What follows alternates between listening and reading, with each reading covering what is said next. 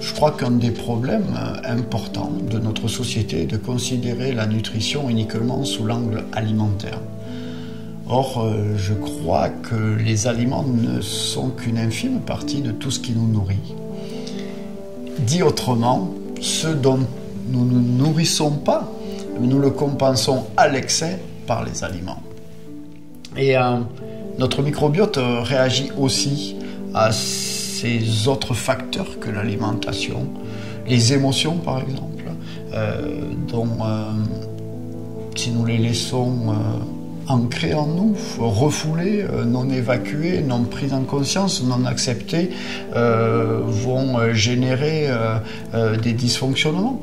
Et d'ailleurs, dans le langage populaire, on a souvent la boule au ventre, on a la peur au ventre, on a plein d'exemples qui sont imagés, mais cette image-là reflète aussi une sensation viscérale, un ressenti au niveau de notre abdomen qui traduit bien cette non-circulation des émotions. Donc la gestion émotionnelle est vraiment très très importante, est un complément important de l'alimentation. Il y a aussi tout ce dont on se nourrit et qui nous procure de la joie, mais également qui nous évite de surcompenser. Par exemple, les relations humaines, la connexion avec la nature, le silence, la musique, l'art, bouger, le sport, se mettre en mouvement, l'amour, sont autant de nourriture pour le corps, l'âme, l'esprit, mais nous ne sommes qu'un.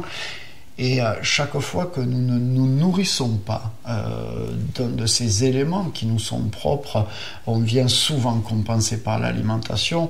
Et donc là, on ne respecte plus les besoins réels de notre corps, mais on vient en compenser d'autres. Et on rentre non plus dans une symbiose harmonique avec notre microbiote, mais plus en dysbiose. Donc prendre soin de notre microbiote, c'est aussi voir autre chose que la nourriture par l'aliment, mais c'est jouir pleinement de ces bonnes discussions, une bonne relation, un bon moment, une balade. Moi, j'aime contempler la nature, ça fait partie de mes nourritures favorites, je me l'accorde et depuis que je me l'accorde, je pense que je me nourris mieux.